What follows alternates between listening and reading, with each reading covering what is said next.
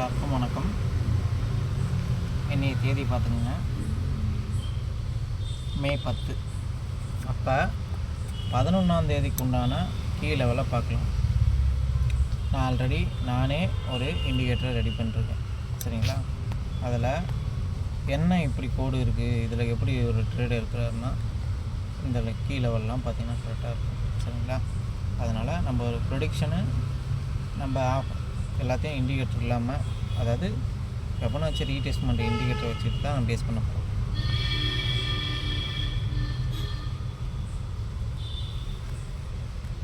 இப்போ நல்லா கவனிச்சுங்க, ஒரு வருஷத்துடைய கேண்டிலில் நீங்கள் ஓப்பன் ப்ரைஸு மிட் பாயிண்ட்டு, சரிங்களா? ஓப்பன் ப்ரைஸு அதனுடைய மிட் பாயிண்ட்டு ருபீஸ்லாம் நீங்கள் ஒரு நோட் பண்ணி வச்சுருக்கணும். இப்போ மிட் பாயிண்ட் சொல்லும்போது இதுதான் மிட் பாயிண்ட். இது 1 இயர்னுடைய மிட் பாயிண்ட்.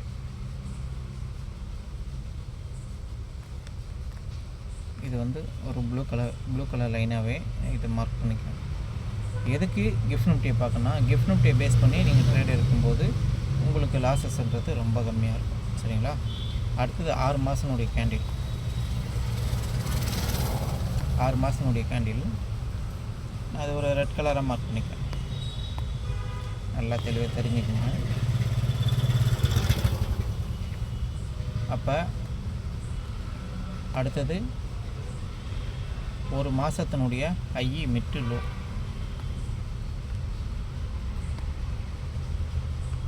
இது வந்து ஒரு எல்லோ கலர் லைனாக உங்களுக்கு மார்க் பண்ணுறேன்.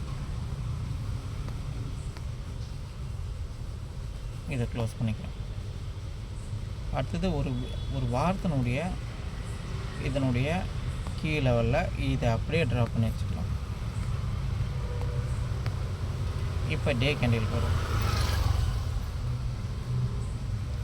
இப்போ இதனுடைய டே கேண்டிலில் நல்லா தெளிவாக தெரிஞ்சுங்க.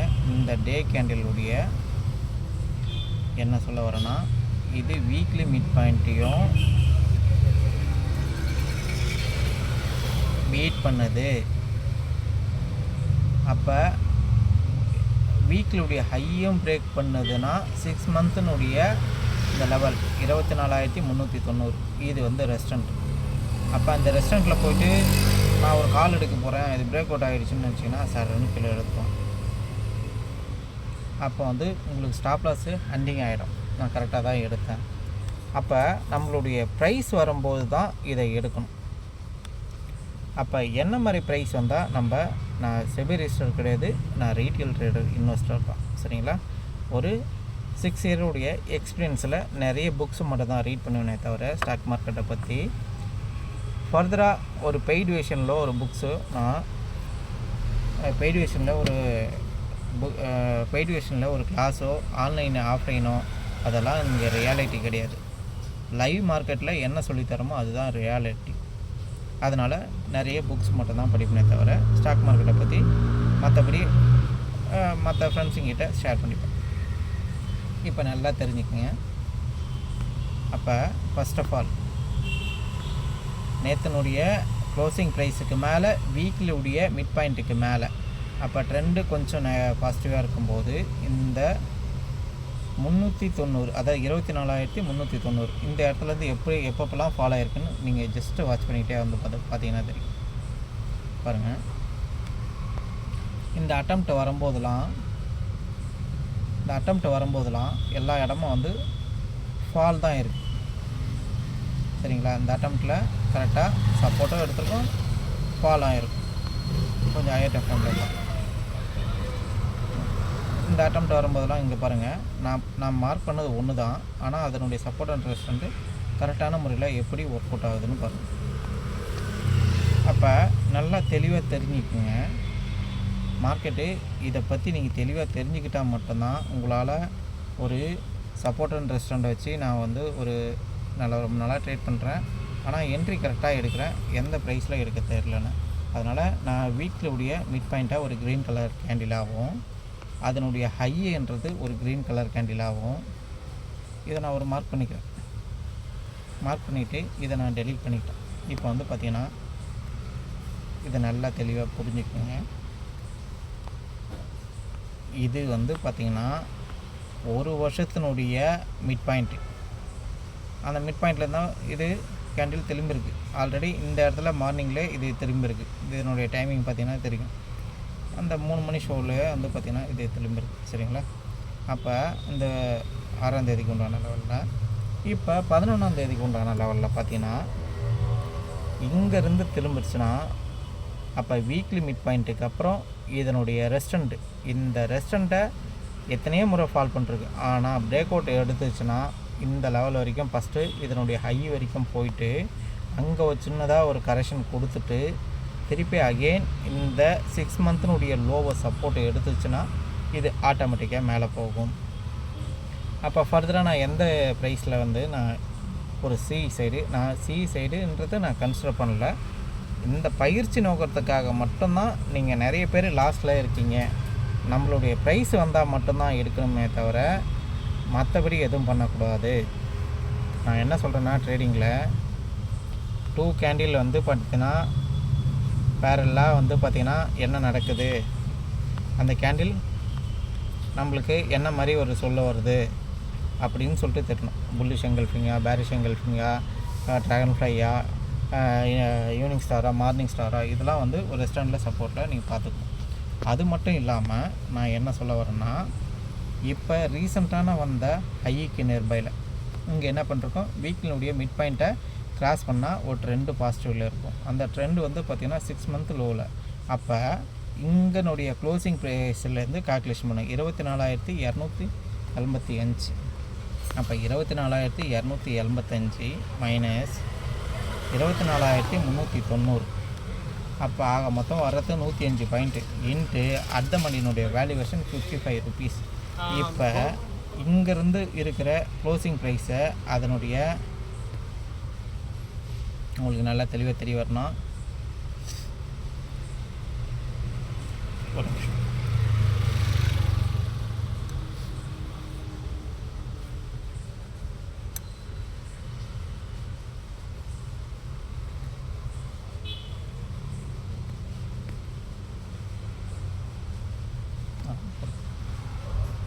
இப்போ இங்கேருந்து உங்களுக்கு தெரிய வரணும்னா, இப்போ இதனுடைய க்ளோசிங் ப்ரைஸ் இது இருக்குது பார்த்தீங்களா.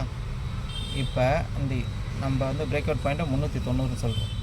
இந்த 390ன்ற ப்ரைஸை கூட சப்போஸ் வந்து பார்த்திங்கன்னா இது 155 ரூபான்னு இருக்குது. அப்போ 155 ப்ளஸ் 57 213 ரூபாய்க்கு அப்புறம் தான் இதனுடைய ரேஞ்ச் இருக்கும். அப்போ நான் எஸ்எல் எப்படி நான் மெயின்டெனன்ஸ் பண்ணுறது? அப்போ நீங்கள் என்ன பண்ணால் இங்கே வந்து பார்த்திங்கன்னா இப்போ இதனுடைய ஹையை 6 மந்த்தினுடைய லோவை பிரேக் பண்ணது, அதுக்காக நான் என்ட்ரி கொடுத்துருக்கேன். அப்போ வந்து பார்க்கும்போது இந்த தேர்ட் கேண்டிலுடைய லோவுக்கு கீழே இதுக்கு, அதாவது நான் சொல்ல வர்றது நல்லா தெளிவாக தெரிஞ்சுங்க, இந்த கேண்டில் இல்லாமல் இந்த ரீசெண்டான ஒரு ஸ்விங் ஏதாவது இருக்கும், அது கீழே ஒரு எஸ்எல் மெயின்டெனன்ஸ் பண்ணிட்டீங்கன்னா இதனுடைய டார்கெட்டு இங்கே இந்த ஃபஸ்ட்டு ப்ரீவியஸ் டேவுடைய ஹைக்கும் ஹையை பிரேக் பண்ணிச்சுன்னா வீக்கிலுடைய ஹைக்குன்றது ரெஸ்டண்ட். சரிங்களா? இது வரைக்கும் அப் சைடுக்கு உண்டான வேல்யூவேஷன் பார்த்தோம். அதே வேல்யூவேஷன் டவுன் சைடுக்கு உண்டான வேல்யூவேஷன் பாருங்கள். இதில் ஏன் நீங்கள் ட்ரெண்ட் லைன்லாம் வரைவேன்? ட்ரெண்ட் லைன்லாம் நான் வரைவேன். ட்ரெண்ட் லைன்லாம் வரையாத ஆள்லாம் கிடையாது. ட்ரெண்ட் லைன்லாம் நான் ஆல்மோஸ்ட்டு நான் வரைகிற ஆள் தான். மோஸ்ட்லி வந்து பார்த்திங்கன்னா ஒரு பிரேக் அவுட் பாயிண்டில் அதை நான் எப்படி வரையணும்னு சொல்லிட்டு நான் கரெக்டான ஒரு முறையில் நான் உங்களுக்கு சொல்லித்தரேன். சரிங்களா? இப்போ இங்கேருந்து வந்து பார்த்திங்கன்னா டே டைம் ஃப்ரேம்லேருந்து நீங்கள் அனலைஸ் பண்ணும்போது இது ஒரு பேட்டர்னாகவே நீங்கள் அனலைஸ் பண்ணிக்கலாம். ஓகேங்களா? இது ஒரு பேட்டர்ன் ஆல்ரெடி வந்து பார்த்திங்கன்னா இந்த ஆல் டைம் ஹைலேருந்தே நீங்கள் கன்சிடர் பண்ணிங்கன்னா இப்படி ஒரு பேட்டர்ன்.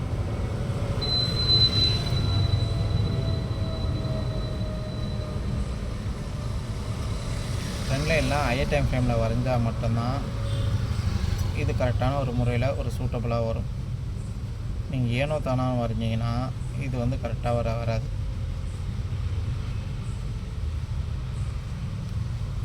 இப்போ இது நல்லா தெளிவாக தெரிஞ்சுங்க. இதனுடைய பிரேக் அவுட் பாயிண்ட்டு ஏற்கனவே வந்த ஷுங்கு, இதுதான் இதனுடைய ஷுங்கு. சரிங்களா? அப்போ இந்த மந்த்லினுடைய ஹை அந்த ஷுங்கிக்கு அப்புறம் 24,850 அப்புறம் அகெயின் பிரேக் பண்ணுச்சுன்னா இது ஸ்பீட்னஸ் இருக்கும். ஆனால் கேண்டில் பார்க்கும்போது ரொம்ப இதுவாக இருக்குது. சரிங்களா? அதே டவுன் சைடு நம்ம டவுன் சைடு எதிர்பார்க்குறோம். அப்போ வீக்லியுடைய லோ எது என்ன ப்ரைஸ்ன்னு பாருங்கள். இது வீக்லியுடைய லோ. சரிங்களா? வீக்லியுடைய இது ஹையி, இது மிட்டு, இது லோ. அப்போ நீங்கள் இங்கேருந்து ஒரு டவுன் ஆக போகுதுன்னா அப்போ வந்து பார்த்திங்கன்னா இந்த கேண்டிலை நீங்கள் நல்லா வாட்ச் பண்ணிங்க. இது வந்து ப்ரீவியஸ் டே உடைய லோ. இவ்வளோ லைன்ஸை போட்டு நீங்கள் எப்படி ட்ரேட் எடுக்கிறீங்கன்றது இருக்கும். நம்மளுடைய பாயிண்ட் வந்தால் மட்டும்தான் ஃபஸ்ட்டு கன்ஃபர்மேஷனாக இருக்கும். அப்போ இங்கே நல்லா பார்த்துக்குங்க. ஒரு வருஷத்தினுடைய மிட் பாயிண்ட்டை ஃபஸ்ட்டு பிரேக் பண்ணது. அப்போ வீக்லியுடைய மிட் பாயிண்ட்டை மேலே ரெஸ்டண்ட் ஆக்கிட்டு மேலே போகிற மாதிரி போயிட்டு சப்போர்ட் ஆக்கிட்டு கேண்டில் என்ன பண்ணுதுன்னா அடுத்த அட்டம்ப்ட்லேயே வந்து இது வந்து கேண்டில் வந்து கீழே வர்றதுக்கு வாய்ப்பு அதிகமாக இருக்கும். அப்படி இருந்துச்சுன்னா இது ஃபஸ்ட்டு கன்ஃபர்மேஷன். இது வந்து ஸ்ட்ரென்த்தனாக இல்லைன்னுன்றது. இது வந்து பார்த்திங்கன்னா 24,196ன்றது ஒரு சப்போர்ட். இந்த சப்போர்ட்டை பிரேக் பண்ணிச்சுன்னா ப்ரீவியஸ் டே உடைய லோவில் போயிட்டு திருப்பி அகெயின் ஒரு புல் பேக் எடுத்து இது போகிற மாதிரி போயிட்டு திருப்பி அகெயின் சைடு வேயில் வந்துட்டு திருப்பி இதுக்குள்ளே சுற்றிட்டு தான். அப்போ இதனுடைய ப்ரைஸுக்கு அப்புறம் தான் நம்ம ஒரு டவுன் சைடு எதிர்பார்க்கணும். அப்போ ப்ரீவியஸ் டே உடைய லோவை கட் பண்ணுறதுக்கு 1 இயர்னுடைய மிட் பாயிண்ட்டை கட் பண்ணுறதுக்கு. அப்போ இன்னினுடைய க்ளோசிங் ப்ரைஸ்லேருந்து அப்போ நேற்றுனுடைய க்ளோசிங் ப்ரைஸ் வரைக்கும் கால்குலேஷன் பண்ணுங்கள். அப்போ 24,285 என்னுடைய பிரேக் அவுட் பாயிண்ட் வந்து பார்த்திங்கன்னா என்னுடைய பிரேக் அவுட் பாயிண்ட்டு 24,032ன்றது தான் என்னுடைய பிரேக் அவுட் பாயிண்ட். அப்போ 24,132ன்றது 153 பாயிண்ட் வந்துருக்கு. அப்போ 153 இன்ட்டு 0. இது 45 பைசா, நம்ம 55 பைசான்னு போதும் 84 ரூபா. அப்போ நம்மளுடைய ஒரு புட் ஆப்ஷனுடைய ப்ரைஸு இங்கே 135 ரூபாய் இருக்குன்னா இங்கே இந்த 135 ரூபா இருக்குன்னா ப்ளஸ் அது கூட ஒரு 135 ரூபா ஆட் பண்ணுங்கள். அப்போ 220. அப்போ நம்ம 220 இந்த ப்ரைஸு 219 வரும்போது இந்த இடத்துல அந்த ப்ரைஸு சேமாக வருதான்னு பாருங்கள். ப்ரீவியஸ் டேவுடைய லோவுக்கு அப்புறம் இந்த ப்ரைஸு சேமாக வருதான்னு பாருங்கள். சரிங்களா? ஒன்று இந்த ரெஸ்டாரண்ட்டில் ஒரு ரிஸ்க் எடுத்திங்கன்னா இங்கேருந்து ஃபால் ஆச்சுன்னா அந்த ஃபாலுக்கு ஏற்ற மாதிரி நம்ம ஒரு நல்ல ஒரு ப்ராஃபிட் கிடைக்கும். அதுதான் நான் உங்களுக்கு 15 மினிட்ஸில் 3வது கேண்டிலுடைய ஹைக்கு அப்புறம் தான் ஒரு எஸ்எல்லாக வைக்கணுமே தவிர அதுக்கு முன்னாடி வைக்கல. சரிங்களா? இங்கேருந்து ஃபால் அடிச்சிடுச்சுன்னா சப்போஸ் நான் இந்த இடத்துல இருக்கேன், காலைல ஓப்பன் ஆகும்போது இது வரைக்கும் ஓப்பன் ஆகுது, இது வரைக்கும் ஓப்பன் ஆகிட்டு திருப்பி இங்கே கீழே வந்துடுது. இது வந்து பார்த்திங்கன்னா ஒரு வருஷத்தினுடைய மிட் பாயிண்ட்ன்றது ஒரு சப்போர்ட்டு. அந்த சப்போர்ட்டையும் பிரேக் பண்ண தான் ப்ரீவியஸ் டேவுடைய லோ. அந்த லோவை கொஞ்சம் இதில் மார்க்கெட்டே கொஞ்சம் ரெஸ்ட் எடுத்து விடுங்க. அந்த ரெஸ்ட் எடுத்ததுக்கப்புறம் ஃபால் அடிச்சுன்னா அதனுடைய ப்ரைஸில் தான் நம்ம வந்து 230 ரூபா அப்படின்ற ஒரு ப்ரைஸு. அந்த ப்ரைஸுக்கு அப்புறம் இந்த ப்ரைஸ் வரும்போது இந்த இடத்துல கேண்டில் மூவ் ஆகும்போது அந்த ப்ரைஸ் சேமாக இருக்குது பட்சத்தில் தான் நீங்கள் வந்து பார்த்திங்கன்னா இந்த 10% மார்க்கெட் திரும்புறதுக்கு வாய்ப்பு அதிகமாக இருக்கும். இந்த 10% ஏன் சொல்கிறேன்னா நீங்கள் ஆல் டைம் ஹையிலேருந்து ஸ்கேலை வச்சு மானிட்டர் பண்ணி பார்த்தீங்கன்னா உங்களுக்கு எல்லாமே தெரியும். இப்போ பாருங்கள், அந்த 10%ன்றது பார்த்திங்கன்னா பிரேக் அவுட் பண்ணிச்சுன்னா பெரிய ஃபால் இருக்கும். அந்த 10%ல் கரெக்டாக ஒரு ரெஸ்டண்ட்டாக இருக்கும். இதை எப்படி அளக்கணும்னா இதுவும் டீட்டெயிலாக கொடுக்குறேன். இங்கே ஆல் டைம் ஹையிலேருந்து இந்த 10%ன்றது இப்படி அளக்கணும். இப்படி அளந்தீங்கன்னா இதில் காட்டுறது மாரி 1.71ன்றது இந்த ஆல் டைமிலேருந்து 5% புல் பேக்கு, 10% கரெக்ஷன். அப்போ கரெக்ஷன் நோக்கி மார்க்கெட்டு போகுதுன்னு ஆகுறதுன்னு அர்த்தம். சரிங்களா? இது மட்டும் இல்லாமல் நீங்கள் என்ன பண்ணணும்னா நிஃப்டியில் காலையில் ஓப்பன் ஆகும்போது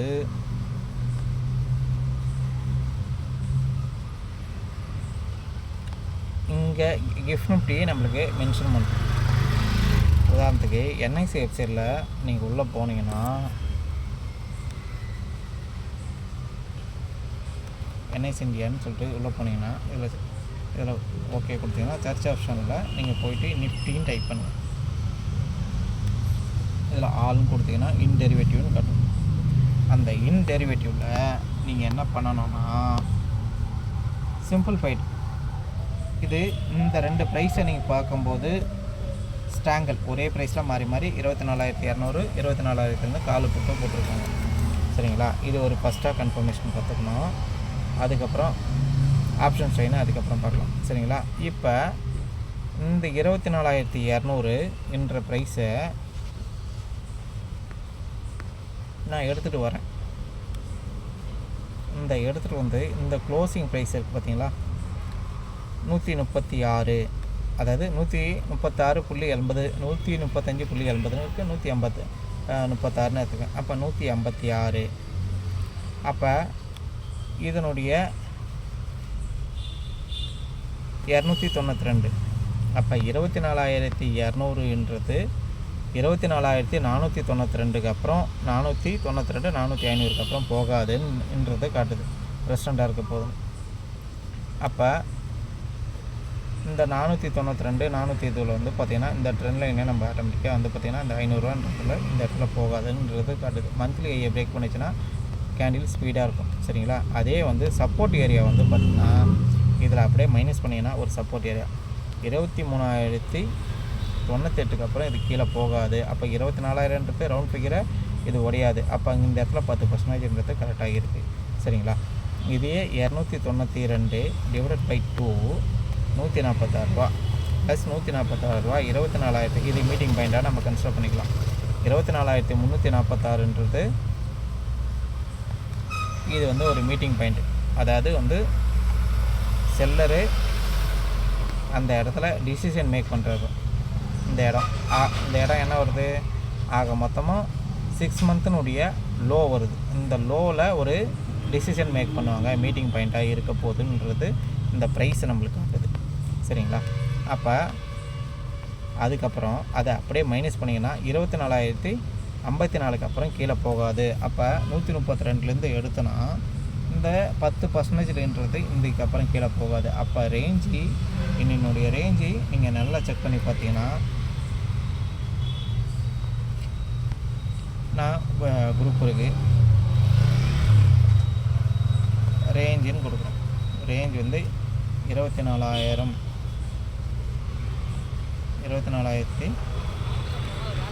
ஒரு நிமிஷம் வீடியோ லென்த்தாக இருந்ததுன்னா நீங்கள் ஸ்கிப் பண்ணிட்டு மார்க்கெட்டில் உங்களுக்கு இன்ட்ரெஸ்ட் இல்லைன்னா நீங்கள் ஸ்கிப் பண்ணிட்டு போயிட்டு இருக்கலாம். அப்போ 24,000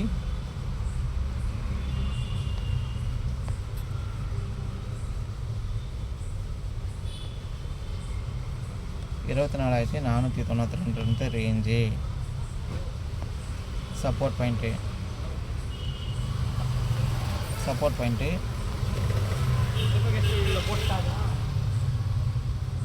இது வந்து சப்போர்ட் பாயிண்ட்டு. அடுத்தது மீட்டிங் பாயிண்ட்டு 292 டிவைடட் பை 2. அப்போ 146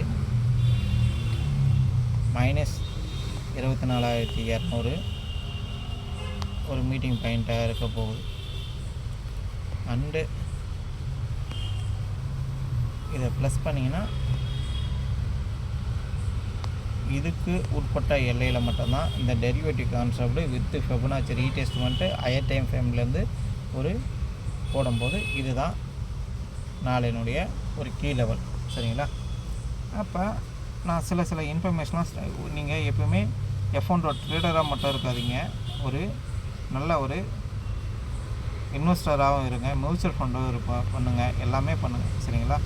நான் இதுக்கப்புறம் ஒரு க்ரூட் ஆயில்ன்றது ஒரு ப்ரெடிக்ஷனு எல்லாமே நான் கொடுக்குறேன். கமாடிட்டிலேருந்து எல்லாத்தையும் நான் கொடுத்துட்ருக்கேன். இதே மாதிரி கேண்டில் ஸ்டிக் பேட்டர்ன்லாம் நீங்கள் வந்து அனலைஸ் பண்ணிக்கணும். கிரிக்ஸ் வேல்யூனா என்னது, அது வந்து என்ன மாதிரி ஒரு காட்டப்போகுது, அப்புறம் இந்த நியூஸ் இன்ஃபர்மேஷனு எல்லாத்தையும் வந்து ஃப்ரீயாகவே நான் கொடுத்துட்ருக்கேன். எல்லாருக்கும் லேர்னிங் பர்பஸ்க்காக மட்டும்தான் நான் கொடுத்துட்ருக்கேன். இப்போ வந்து ஷார்ட் பில்டப்பு இதெல்லாம் வந்து பார்த்திங்கன்னா லாங் பில்டப்னால் விலை அதிகரிக்கும், ஓஏ அதிகரிக்கும், புல்லிஷ் சிங்கிள் பிங்க் கேண்டில் வைக்கும், அதுக்கப்புறம் இதுவாகும். அது போல் தான் ஷார்ட் டைம் எல்லாமே கொடுத்துட்ருக்கேன். சரிங்களா? இதை வந்து உங்களுடைய லைக் பண்ணுங்கள், கமெண்ட்ஸை தெரிவிங்க. குரூப்பில் தேவைன்னா நீங்கள் வந்து ஜாயின் பண்ணிக்கலாம். நான் ஒரு ஆட்டோ டிரைவர் தான், சரிங்களா? அப்போ அதனால் நீங்கள் வந்து பார்த்திங்கன்னா ஒரு நல்ல ஒரு இடம் தேடுங்க. நல்ல ஒரு இடம் தேடினா மட்டும்தான் உங்களால் ஒரு இடத்த கண்டுபிடிச்சி மார்க்கெட்டில் சஸ்டெயின் பண்ண முடியும். இல்லைனா இதை பண்ண முடியாது. இப்போ இதனுடைய இண்டிகேட்டரை நான் எடுத்து ஆன் பண்ணுறேன் பாருங்கள். இண்டிகேட்டர் எடுத்து ஆன் பண்ணும்போது ஆட்டோமேட்டிக்காக இது எல்லாமே நம்மளுக்கு வந்து அட்டாச்சபுளாக ஆகிடும், சரிங்களா? இது எந்தெந்த இடத்துல என்னென்ன இருக்குது அப்படின்னு சொல்லிட்டு எல்லாமே நம்மளுக்கு வந்து பார்த்திங்கன்னா ஆட்டோமேட்டிக்காக ஷோவாக தோட்டிக்கணும். அதனால தான் நம்ம வந்து பார்த்திங்கன்னா எது பண்ணாலும் கரெக்டான ஒரு முறையில் பண்ணுவோம். இதே வந்து பார்த்திங்கன்னா பேங்க் நிஃப்டிலையும் பாருங்கள், சரிங்களா? எல்லாமே ஒன்றா ஒத்து போகணும். அப்போ நீங்கள் இன்னொன்று தெரிஞ்சுக்கணும். இந்த ப்ரைவேட் பேங்க் நிஃப்டி இருக்குது, நேற்றனுடைய லோவுக்கு கீழே திருப்பி மார்க்கெட் திரும்ப முடியலைன்னா அந்த இன்றைக்கி ட்ரெண்டு நெகட்டிவில் இருக்க போதுன்னு அர்த்தம்.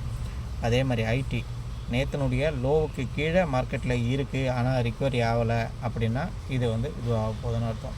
அப்போ ஐடின்றது 29,550 பிரேக் பண்ணிச்சுன்னா நிஃப்டியும் பாசிட்டிவில் இருக்க போகுது, அந்த பேங்க் நிஃப்டியும் பாசிட்டிவில் இருக்க போகுது. அப்போ இதுவும் வந்து பார்த்திங்கன்னா ப்ரீவியஸ் டேவுடைய ஹைக்கு அப்புறம் 26,680 இதுவும் பிரேக் பண்ணிச்சுன்னா இது அப்சைடில் இருக்க போகுது. இதை வந்து நீங்கள் கன்சிடர் பண்ணி பொறுமையாக பண்ணிக்கோங்க. நன்றி, வணக்கம். நீங்கள் வந்து சேனலை வந்து ஃபாலோ பண்ணிகிட்டே இருங்க, சரிங்களா? உங்களுக்கு இன்ஃபர்மேஷனை கொடுத்துக்கிட்டே இருக்கும். நன்றி, வணக்கம். லைக் பண்ணுங்கள், ஷேர் பண்ணுங்கள், கமெண்ட்ஸை தெரிவிங்க, சரிங்களா?